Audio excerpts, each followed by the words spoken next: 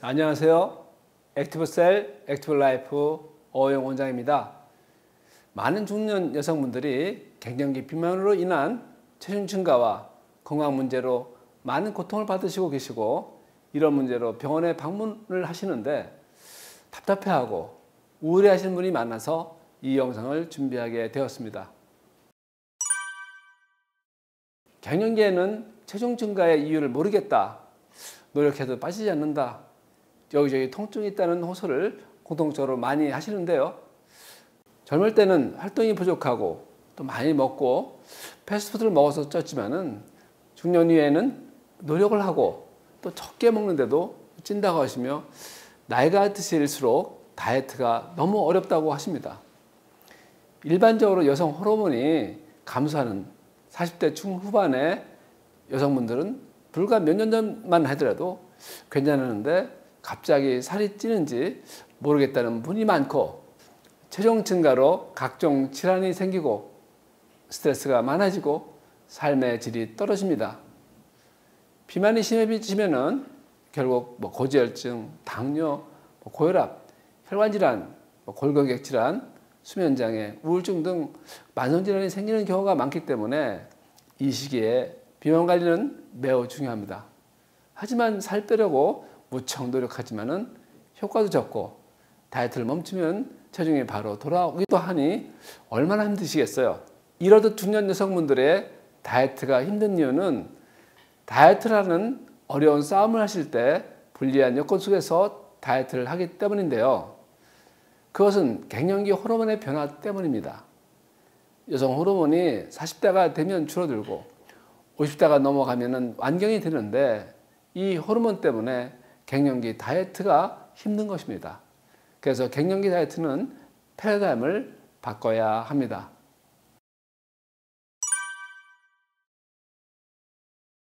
갱년기는 호르몬, 근육 및 대사 기능 등이 부족해서 혈관 및 소화 기능이 떨어지는 특징이 있기 때문에 이런 기능적인 부분들을 해결해야 갱년기 다이어트 성공이 가능합니다.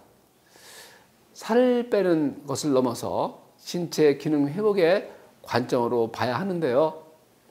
섣부르게 무리하게 하면은 신체 기능이 떨어지고 유연성 및 건강을 해치기 때문에 단기간보다는 꾸준하고 지속적인 건강을 고려해서 안전하게 감량해야 합니다. 대표적인 갱년기 시기의 특징은 스트레스입니다. 중년 여성들은 변화하는 가족관계, 직장생활, 또 대인관계에서는 스트레스가 굉장히 많습니다. 더하여 갱년기가 넘어서는 시기에는 에스트로겐 수치가 감소하기 시작하면서 우리 뇌에서 행복감, 우울감 등의 감정에 기여하는 세로토닌 농도가 낮아지게 됩니다. 결국 예전에는 견딜 수 있었던 스트레스들도 에스트로겐과 세로토닌의 감소로 인해서 감정이 우울해지면서 더 크게 받아들여집니다. 이러한 우울감, 스트레스가 지속되면 식욕을 촉진시키는 코르티졸 호르몬이 나와서 식욕을 촉진시킵니다. 스트레스가 우울증을 바탕으로 한 식욕은 쌀밥, 떡, 빵, 피자 등의 탄수화물을 찾게 되고, 섭취 시 일시적으로 세로토닌이 증가돼서 스트레스가 해소된다고 착각하게 됩니다. 결과적으로 에스트로겐 하락으로 인해 스트레스와 우울감이 계속 발생하고, 이를 정제 탄수화물 섭취를 통해서 해소하려다 보니까 혈당이 급격히 상승하면서 인슐린 분비가 과량으로 나와 지방이 분해가 억제되고 지방이 축적되면서 지방간, 내장지방, 복부지방으로 전이가 됩니다. 기본적으로 여성 호르몬은 여성의 임신과 출산 과정을 준비하기 위해서 여성의 지방을 가슴, 엉덩이, 허벅지에 축적해 줍니다.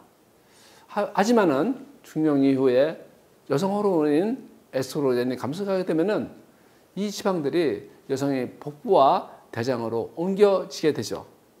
그리고 동시에 신체에서도 지방 분해 능력이 떨어져서 몸에 새로 쌓이는 지방들이 분해되지 않고 복부로 모이게 됩니다. 또한 에스트로겐은 여성이 활동하거나 운동할 때 몸의 지방을 태우게 하는 역할도 합니다. 하지만 에스트로겐이 떨어지는 갱년기에는 여성의 몸은 점점 지방을 태우지 않는 몸으로 변하고 자연스럽게 몸에 지방이 쌓이게 되는 것이죠. 다시 말해 중년 여성분들은 몸에 지방만 지속적으로 쌓이지만은 지방을 태울 수 없는 어려운 상황에 놓여 있는 것입니다.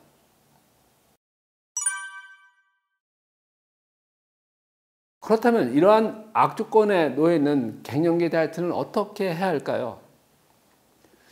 일시적으로 원푸드 다이어트나 무리하게 굶는 다이어트는 건강을 해치고요. 또한 요요나 각종 질병의 원인이 되기 때문에 갱년기 다이어트는 꾸준히 생활 습관을 바꾸는 측면으로 접근해야 합니다. 오늘은 3가지로 말씀드리겠습니다. 자, 첫째, 충분히 휴식하며 감사하는 마음을 갖는 것입니다.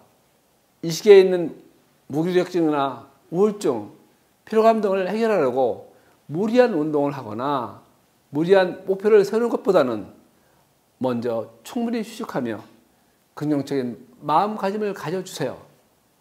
자, 마음 맞는 친구들이라든가 시간을 보내고 또 가족과의 여행, 또 소박한 취미생활을 시작해 보세요.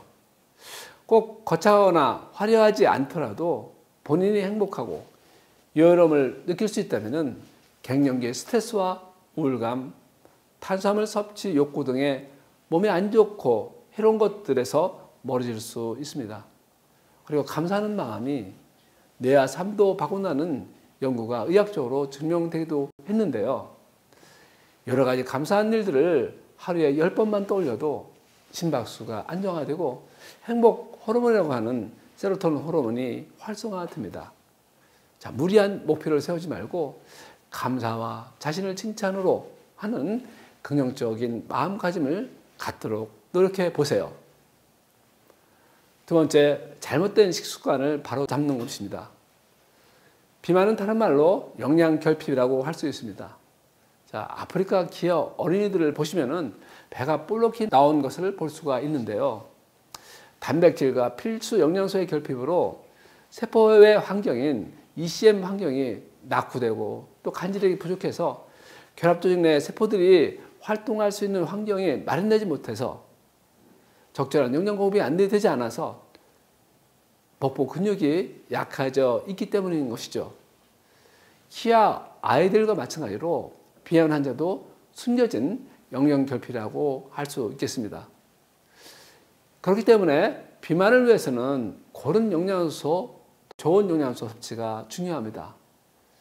그래서 저는 풍부한 영양소와 나트륨을 포함하고 있는 먹는 수액인 국을 포함해서 양질의 단백질, 섬유질, 복합 탄수화물 등 좋은 영양소로 구성된 전통적 한국 음식 섭취를 추천해 드립니다. 국을 포함한 소박한 한국 음식을 삼시세끼 규칙적으로 챙겨 드시면은 간질약을 충분히 유지할 수 있습니다. 또한 음식에서 부족한 필수 영양소를 첨가해 드시면은 건강한 세포가 되어 잘 기능하게 되고 다이어트에 성공할 수 있게 되는 것이죠. 보통 다이어트와 건강을 위해 물을 많이 먹으라고 하지만은 맹물을 많이 먹게 되면은 몸의 삼투압 항상성을 위해 그대로 배출되기 때문에 결국 혈액량과 간질력이 감소되어 오히려 탈수가 될 수 있다는 것을 기억해 주시기 바랍니다. 또한 지방세포는 나트륨과 물을 통해 분해되기 때문에 맹물이 아닌 나트륨과 물을 포함된 간질력이 충분해야 지방세포가 효과적으로 분해될 수가 있습니다. 자, 여러분 아침에 혈전이 안 되면은 위장세포가 기능을 못해서 배가 안 고픕니다. 겨우 커피 한 잔 마시고 좀 활동을 하고 또 그렇게 되면 혈액순환이 좀 돼서 점심 때 또 식사를 또 한 끼 먹게 됩니다. 또 오후에 활동으로 인해서 세포들이 포도당을 요구하게 됩니다. 평소에 간질력이 부족한 사람들은 세포에 포도당이 잘 전달되지 않아서 저녁 때 되면은 무의식적으로 혈당 지수가 높은 떡볶이라든가 라면, 피자, 햄버거, 음료수 등의 정제 탄수화물 음식을 정신없이 찾게 됩니다. 그러면 혈당이 급격히 올라가서 혈당을 조절하기 위해서 인슐린이 과다 분비되고 지방 분해가 되지 않고 지방이 축적되고 또한 혈당이 떨어지는 것을 막기 위해서 스트레스 호르몬이 나와서 인슐린 저항성의 악순환이 만들어지게 됩니다. 또한 불식하게 먹거나 결식하면 우리 몸은 거기에 세팅 포인트가 맞춰져서 다음 식사 때 잉여 에너지로 축적합니다. 하루 세 끼를 일정한 식사량으로 일정한 시간에 규칙적으로 해야 합니다. 그렇게 되면 기초대사량이 높아지고 살이 덜 찌게 됩니다. 우리 전통 한식으로 섭취하게 되면 좋습니다. 찬물이나 맹물을 많이 먹는 생활습관, 커피 같은 이뇨작용을 일으키고 당지수를 급격히 높이는 쌀가루, 밀가루, 과일 주스 등을 피해야 합니다. 또 단백질과 천연 영양소 등에 대한 올바른 정보를 받아 효과적으로 섭취하게 되면 체지방 감소와 근육 유지 및 강화에 도움이 됩니다. 셋째, 체온 유지에 힘쓰는 것입니다. 기초대사량이 떨어지지 않게 하고 24시간 혈전을 하기 위해서는 체온을 유지하는 것이 매우 중요합니다. 급격한 호르몬 변화를 겪으면서 피부 말초 혈관이 수축되고 체온열 능력이 상실로 인해서 수족냉증, 홍조, 열감 등의 증상으로 저희 병원에 방문하시는 갱년기, 폐경기 여성분들이 많으십니다. 왜 폐경기 때 체온이 오르락 내리락 할까요? 여성들이 폐경기 전에 맹물을 많이 마시거나 찬물을 막 벌컥 마시거나 커피, 사우나, 술 등의 잘못된 생활습관으로 악순환의 사이클에 빠지게 되면 체온 조절 능력을 상실하게 됩니다. 이렇게 간지력이 줄어있는 상태에서 여성 호르몬이 안 나오는 폐경기를 맞이하게 되면 스트레스 호르몬이 더 나와서 체온 조절에 더 민감하게 반응하게 되는 것이죠. 모든 장기 혈전이 안 되니 혈액을 세포에 보내려고 어떤 스트레스 호르몬이 나오고 교감신경이 활성화됩니다. 그로 인해 심장 속도가 빨라지고 내부 체온이 증가되고 체온율이 안 되니 최후의 체온조절할 수 있는 방법인 식은땀을 흘려 체온을 낮추게 하려 합니다. 폐경기 때 더웠다 추웠다 하는 것이 이런 원리인데 이것이 체온조절 능력이 상실된 전형적인 경우입니다. 간지력이 부족하고 혈전이 안 되는 폐경기에 있으신 분들은 더워서 옷을 못 입을 수가 있는데 처음에는 힘들겠지만은 점점 생활 습관을 바꾸고 혈전을 잘 되게 하면은 옷을 따뜻하게 입을 수 있고 결국 폐경 증세가 좋아질 수가 있습니다. 이렇게 체온을 일정하게 유지하는 습관을 생활화하면 혈액량과 간지력을 유지하여 피부와 근육 등 모든 장기에 항상 혈액순환이 잘 되게 합니다.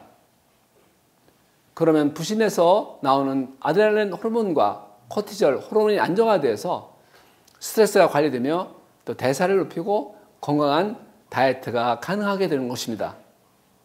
갱년기 다이어트를 하는 이유가 미용적인 목적도 있겠지만은 무엇보다도 질병으로부터 지키고 더 건강하고 활력 있는 삶을 위해서 하는 것임에는 모두 동의하실 겁니다.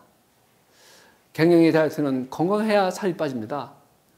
건강을 지키는 생활습관과 새로운 패러다임에 대해 기억하시기 바랍니다. 운동과 식이요법에 대한 영상은 다음 영상에서 또 말씀드리겠습니다. 토마스 에디슨이라는 분은 이런 명언을 남기셨습니다. 미래의 의사는 환자에게 약을 주기보다 환자가 자신의 체질과 음식, 질병의 원인과 예방에 관심을 갖도록 해야 할 것이다. 제가 매우 공감하는 내용인데요. 앞으로 많은 분들이 더욱더 질병의 원인에 귀를 기울이고 건강에 관심을 가져서 스스로 질병으로부터 보호하고 예방할 수 있도록 좋은 정보를 가지고 찾아뵙겠습니다. 감사합니다.